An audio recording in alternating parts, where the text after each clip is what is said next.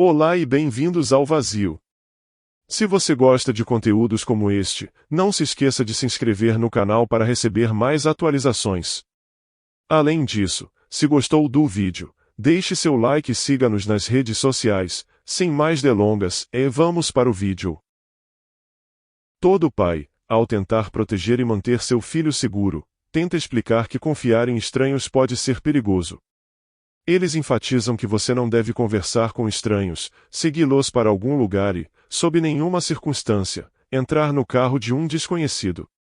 Ter essas conversas é crucial, assim como explicar as razões por trás dessas precauções e as possíveis consequências de ignorá-las. A história de uma estudante americana chamada Abigail Hernandes serve como uma lição poderosa, ilustrando o que pode acontecer quando você se descuida e confia demais em um estranho que, à primeira vista, parece oferecer uma mão amiga em uma situação difícil.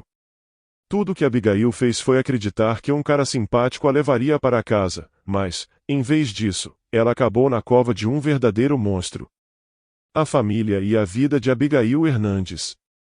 Abigail, ou simplesmente Abby, Maria Hernandes, nasceu em 12 de outubro de 1998 em Manchester, New Hampshire, às margens do rio Merrimack. Ela era a filha mais nova de duas filhas nascidas de Ruben e Zenia Hernandes e cresceu com sua irmã mais velha, Sarah, com quem tinha uma relação muito próxima. A mãe de Abby trabalhava como enfermeira em um hospital local, enquanto seu pai era agente de vendas. No geral, a família Hernandes era forte, feliz e financeiramente estável, mas quando Abby estava no ensino fundamental, seus pais decidiram se separar. Pouco tempo após o divórcio, o pai de Abby se casou novamente e começou uma nova família, enquanto as filhas do primeiro casamento continuaram morando com a mãe.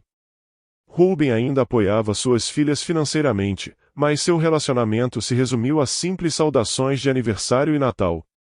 Desde jovem, Abby era uma criança ativa, curiosa e sociável. Ela sempre tinha muitos amigos e estava constantemente trocando de hobbies e atividades, ansiosa para experimentar de tudo e estar em todos os lugares.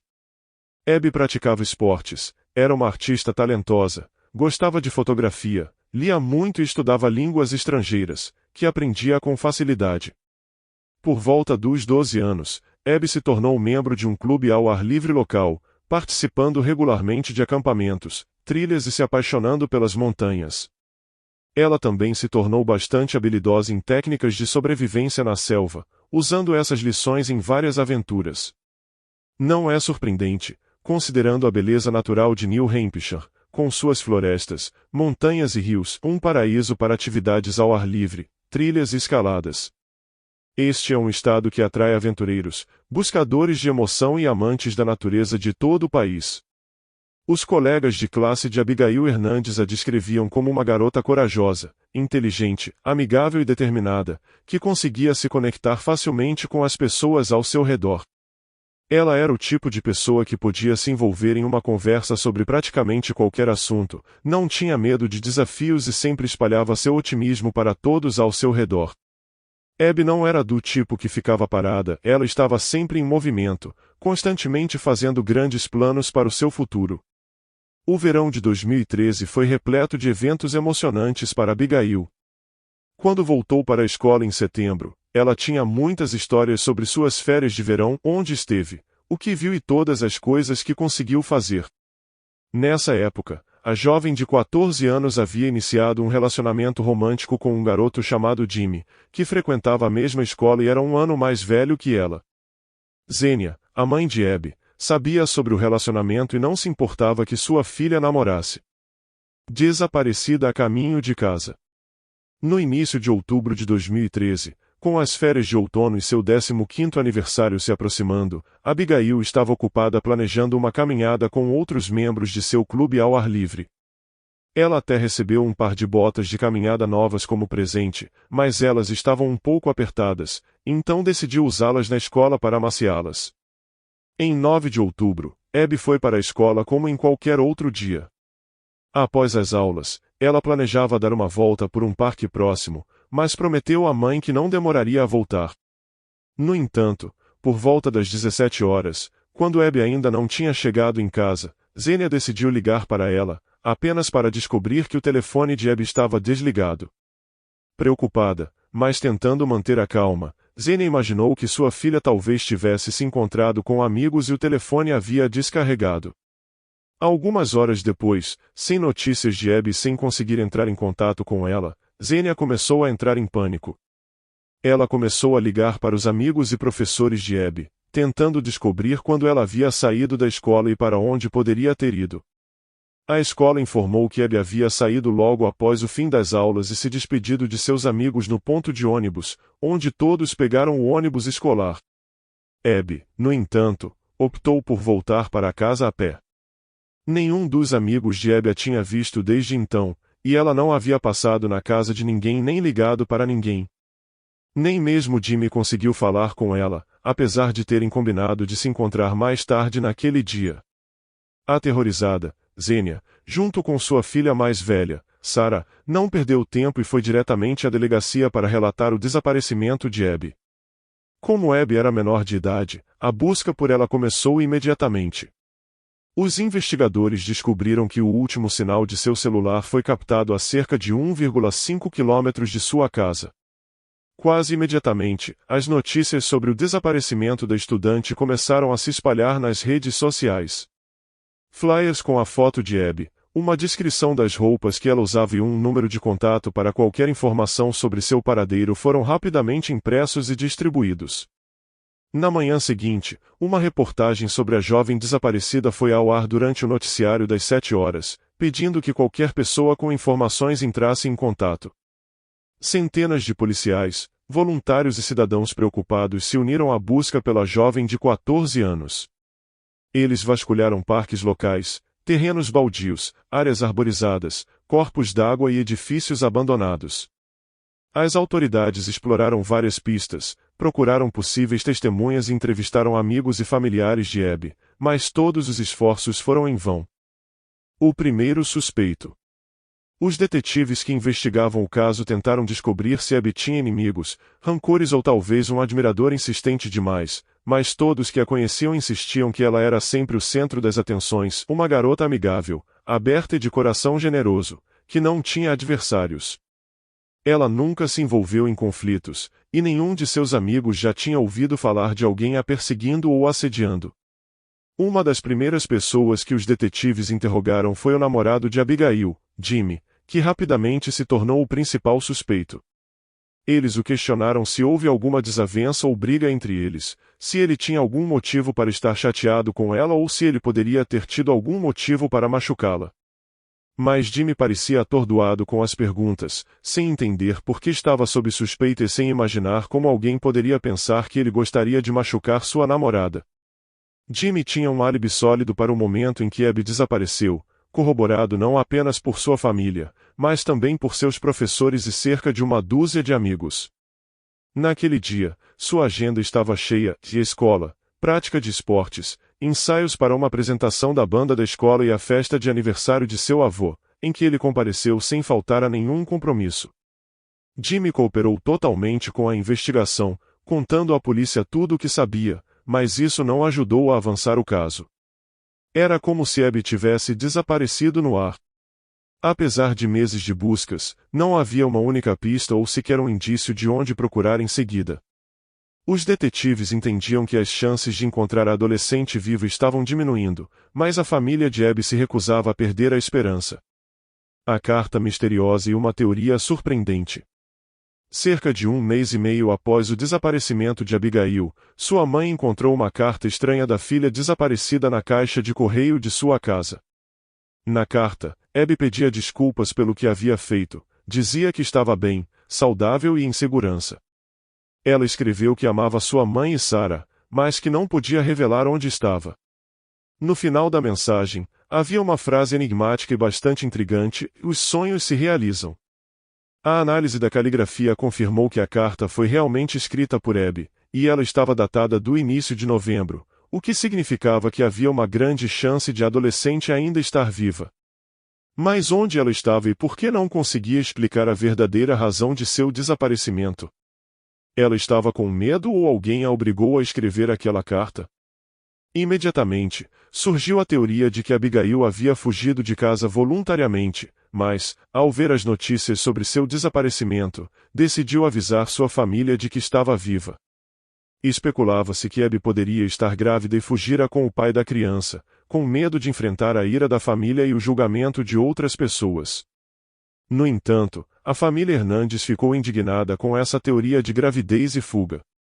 Sarah afirmou categoricamente que, se sua irmã mais nova estivesse esperando um bebê, ela seria a primeira a saber, já que sempre foram muito próximas e não tinham segredos uma com a outra.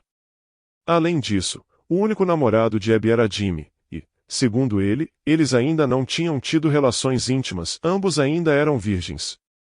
Os amigos de Abby confirmaram isso, dizendo que ela não tinha namorado mais ninguém além de Jimmy e nunca mencionou ter interesse em outra pessoa. Sua melhor amiga, Miranda, também foi firme ao dizer que Abby não poderia estar grávida e nunca fugiria, causando tanta dor à sua mãe e à sua irmã mais velha. Além disso, todos os documentos, economias pessoais e pertences valiosos de Abby ainda estavam em casa. Os investigadores examinaram e analisaram minuciosamente a carta, na esperança de encontrar alguma pista ou indício de onde procurar a menina. Infelizmente, não havia mensagens ocultas nem pedidos de ajuda. Apesar disso, o FBI se envolveu no caso, classificando-o como um sequestro. Eles acreditavam que Abby estava sendo mantida contra sua vontade e que a carta havia sido escrita sob ordens rigorosas, sem chance de revelar sua localização. Isso acabou sendo uma suposição precisa, já que o sequestrador e sua vítima estavam a apenas alguns quilômetros de distância da casa dos Hernandes. O mais perturbador é que a polícia havia visitado a casa do sequestrador várias vezes desde o desaparecimento de Abby, mas não encontrou nada suspeito. Enquanto isso, o sequestrador se sentia encurralado e pensava freneticamente no que fazer com sua prisioneira. Quem é Nathaniel Kibbe? Agora é o momento de apresentar o sequestrador, Nathaniel, ou simplesmente Nate Kibbe, nasceu em 15 de julho de 1980, na mesma cidade que Abby. Não há muitas informações confiáveis sobre sua família, mas algumas fontes sugerem que ele foi criado apenas pela mãe e nunca conheceu seu pai biológico. Durante seus anos escolares, Nate era conhecido por ser um verdadeiro encrenqueiro, um valentão, aquele garoto de quem todos tinham medo. Ele estava sempre envolvido em brigas e atritos com as pessoas ao seu redor. Mais perturbador ainda, ele mantinha uma lista de pessoas que não gostava, com planos de agredi-las ou prejudicá-las de alguma forma. Desde jovem, Kibbe demonstrava agressividade e crueldade em relação aos outros, fazendo com que seus colegas o evitassem, enquanto os professores lutavam para lidar com seu comportamento. Ainda adolescente, Nathaniel chamou a atenção da polícia várias vezes por diferentes delitos. Ele fazia parte de uma gangue, da qual se orgulhava muito, tinha uma fascinação por armas de fogo e sabia bastante sobre elas. Ele teve vários desentendimentos com a lei por agressão, posse ilegal de substâncias e pequenos furtos, mas sempre acabava escapando com apenas advertências. Curiosamente, Nate frequentou a mesma escola que Abby, mas, como ele era 18 anos mais velho, seus caminhos nunca se cruzaram, seja dentro ou fora da escola. Depois de terminar o ensino médio, parecia que Nathaniel tinha decidido mudar de vida e deixar suas atividades criminosas para trás. Ele conseguiu um emprego em uma empresa local, onde seus colegas de trabalho e a gerência geralmente tinham uma opinião positiva sobre ele. No entanto, alguns anos depois, após um conflito sério, Nate pediu demissão, mudou-se para os subúrbios e se estabeleceu em um parque de trailers em um bairro nada próspero. Seus vizinhos o consideravam estranho e evitavam qualquer envolvimento com esse homem recluso e agressivo. Em 2011, Kibbe, já em seus 30 anos, conheceu e passou a conviver com uma jovem garota. Ela vinha de uma família disfuncional, fugiu de casa e foi morar no trailer do homem mais velho. Surpreendentemente, ele não tentou esconder a relação e a apresentava como sua namorada. Kibbe escapou sem nenhuma punição legal por esse relacionamento com a menor de idade. Na primavera de 2013, Nate tentou sequestrar alguém pela primeira vez, mas felizmente falhou. Ele atacou uma garota de 15 anos em um ponto de ônibus perto da escola e tentou forçá-la a entrar em seu carro. No entanto, ela resistiu bravamente, começou a se desvencilhar e gritar por ajuda. Com a aproximação de transeuntes, o agressor fugiu do local rapidamente. Surpreendentemente, apesar do testemunho da vítima e de várias testemunhas, o caso foi arquivado sem chegar a um julgamento. Por algum motivo, ninguém considerou Nate Kibbe como uma ameaça real. O bom samaritano aqui não era tão bom. Agora, voltamos ao dia em que Abigail desapareceu, 9 de outubro de 2013. Como já mencionado, na véspera de seu 15º aniversário, Abby recebeu um par de botas de trilha de presente, que estavam um pouco apertadas. Ela decidiu usá-las na escola para amaciá-las antes de ir para as montanhas. No final do dia, Abigail percebeu que o atrito causado pelas botas estava machucando seus pés, mas não desistiu e decidiu caminhar até em casa. A cada passo, a caminhada se tornava mais dolorosa, mas ela ainda tinha um longo caminho pela frente. De repente, uma caminhonete velha, dirigida por Nathaniel, encostou ao seu lado. O homem sorridente ofereceu a Abby uma carona para onde ela quisesse ir. No início, ela recusou, mas o estranho insistiu e continuou dirigindo lentamente ao lado dela. Nate notou que Abby estava mancando um pouco e perguntou o que tinha acontecido. Relutantemente, Abby contou que suas botas novas estavam machucando seus pés, causando bolhas. O homem então abriu a porta do passageiro e fez sinal para que ela entrasse. Após alguns momentos de hesitação, Abby aceitou a oferta, acreditando que o homem sorridente e gentil não poderia ser perigoso. Mas ela estava terrivelmente enganada.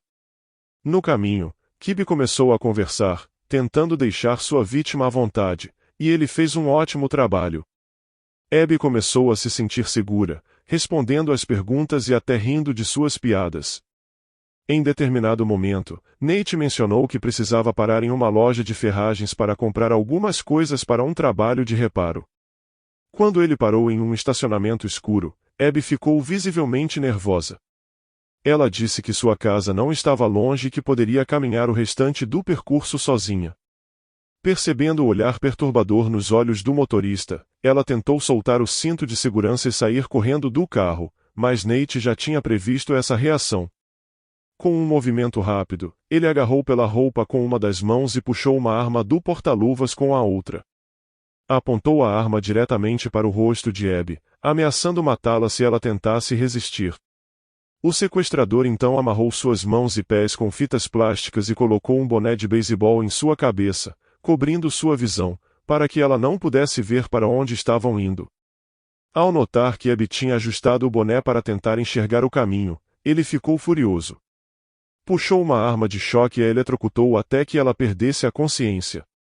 Quando Abby acordou, se viu em um espaço pequeno, abafado e sem janelas.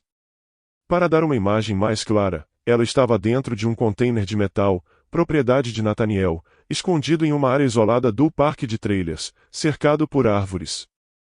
Pouco tempo depois, Kibbe apareceu com fita adesiva e um capacete de motocicleta nas mãos. Ele cobriu a boca e os olhos de Abby com a fita, colocou o capacete em sua cabeça e, depois de garantir que ela estava completamente imobilizada e indefesa, arrancou suas roupas e a violentou. A partir daquele momento, ele a abusava constantemente, quase todos os dias, transformando suas fantasias doentias em realidade. Kibbe também usava abuso psicológico contra Abby, ameaçando machucar sua família se ela tentasse fugir ou pedir ajuda. Ao mesmo tempo, ele prometia que a libertaria se ela se comportasse e não causasse problemas. Nos primeiros dias de cativeiro, Abby estava em estado de choque, praticamente se despedindo de sua vida. Mas, com o passar do tempo, ela percebeu que Kibbe não tinha intenção de matá-la, pelo menos não ainda. Ela então decidiu tentar se conectar emocionalmente com ele e ver se conseguia convencê-lo a libertá-la. Dizia que não o julgava, que todos cometiam erros, e prometeu que não iria à polícia se ele a soltasse. No entanto, Kibbe era imprevisível. Qualquer palavra ou ação, por menor que fosse, podia provocar nele uma reação violenta. Às vezes, ele mostrava uma espécie de ternura distorcida, mas, na maioria das vezes, era brutal, usando todos os tipos de abusos físicos e emocionais contra ela. O container onde Abby era mantida estava bem isolado, então ninguém do lado de fora podia ouvir seus gritos. Após cerca de um mês, Kibe começou a deixá-la entrar em seu trailer, permitindo que ela tomasse banho e até assistisse TV com ele. Através das notícias, os dois ficaram sabendo dos esforços de busca para encontrar Abby. Foi então que Kibe teve a ideia de fazer com que ela escrevesse uma carta para sua mãe, para convencer sua família de que ela estava bem e tentar interromper a operação de busca. Abigail escreveu várias cartas sob a ditadura de Kibe, e em algumas tentava deixar pistas sobre onde estava, mas ele sempre percebia e a punia severamente. Eventualmente, ela seguiu suas instruções ao pé da letra para evitar provocar ainda mais sua fúria. O mistério do nome.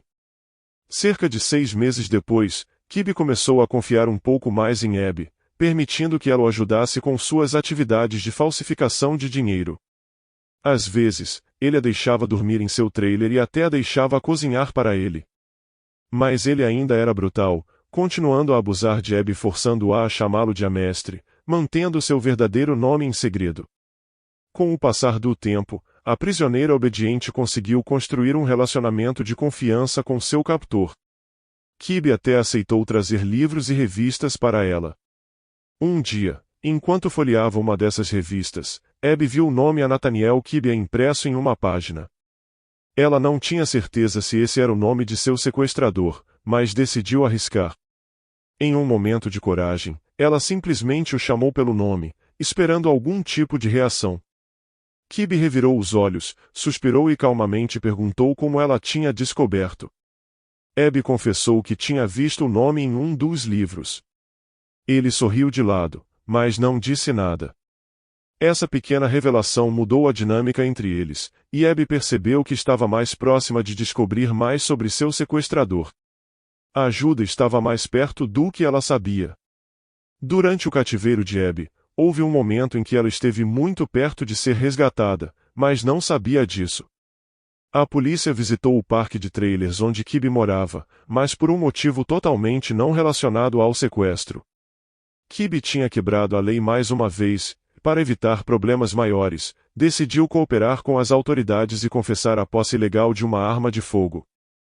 A polícia chegou com um mandado de busca, inspecionando cuidadosamente seu trailer.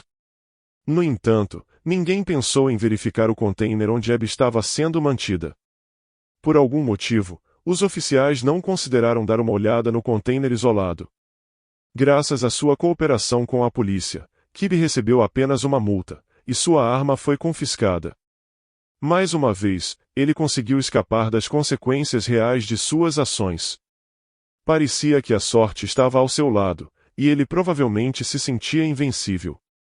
Ele não tinha intenção de deixar Abby ir, mas talvez ela tivesse se tornado apenas mais um elemento rotineiro em sua vida. Uma nova namorada e uma fuga milagrosa. Em julho de 2014, Nathaniel conheceu uma mulher chamada Lorraine em um bar. Depois de uma breve conversa, ele a levou para seu trailer, onde ficaram juntos. Mais tarde, Lorraine começou a reclamar de seus problemas financeiros, mencionando que não tinha dinheiro suficiente nem para pagar o aluguel. Ao sair, Nate deu a ela 2 notas de $50. No dia seguinte, uma Lorraine furiosa ligou para Kibe, dizendo que o dinheiro que ele tinha dado a ela era falso. Ela gritou, dizendo que já havia informado a polícia sobre a origem do dinheiro falso e que os oficiais viriam com um novo mandado de busca em breve. O que Lorraine não percebeu é que sua ligação mudaria a vida da garota desaparecida para sempre. No dia 20 de julho, inesperadamente, Kibe entregou a Abby todos os seus pertences, amarrou suas mãos, colocou-a no banco do passageiro de seu carro e cobriu seu rosto com um boné. Abby não fazia ideia do que estava acontecendo e temia que ele finalmente estivesse indo matá-la. No entanto, Nate parou em uma estrada rural deserta, libertou Abby e simplesmente disse: "Saia e não ouse ir à polícia." Abby saiu do carro em estado de choque e caminhou pela estrada, atordoada, até ver uma placa e perceber que estava perto de casa. Levou algumas horas até que ela finalmente chegasse.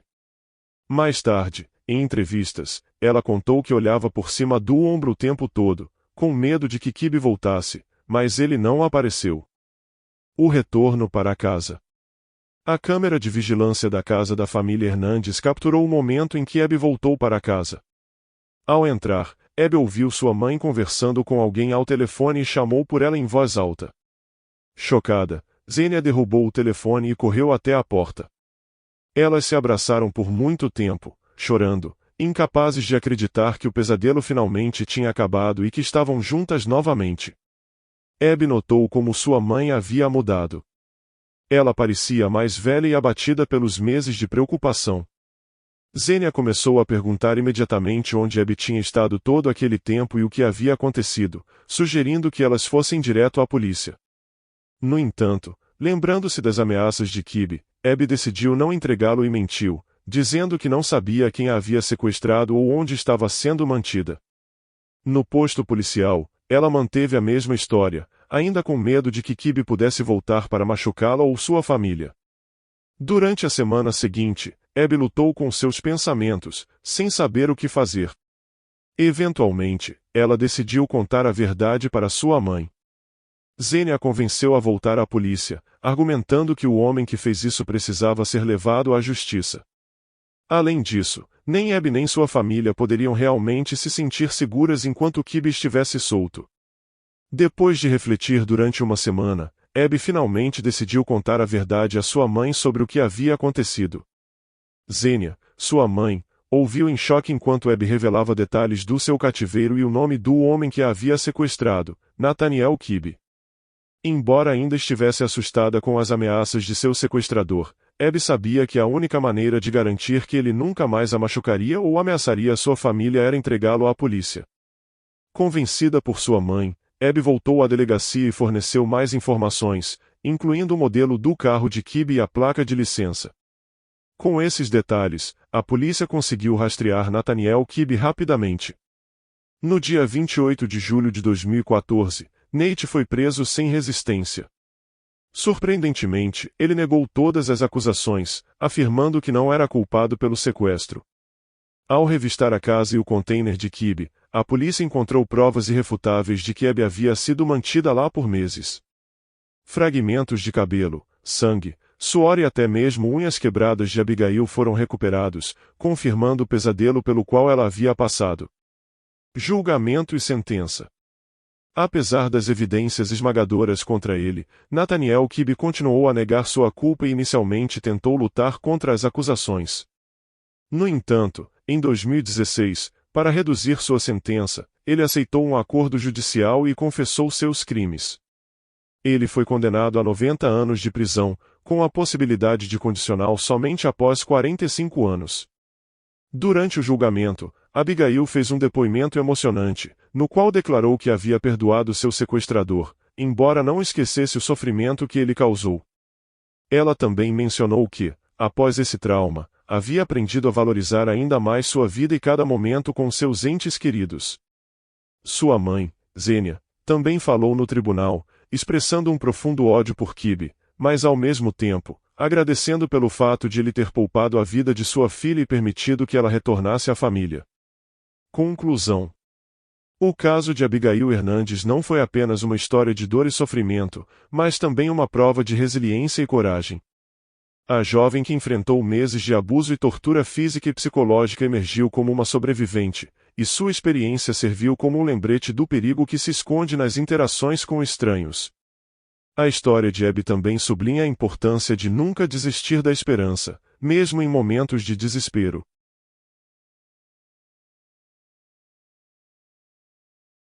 Se você gostou do vídeo, deixe seu like e siga-nos nas redes sociais para não perder nenhuma novidade. Se ainda deseja ver mais desse tipo de conteúdo, clique nos vídeos que estão aparecendo na tela. Obrigado por assistir e até o próximo vídeo.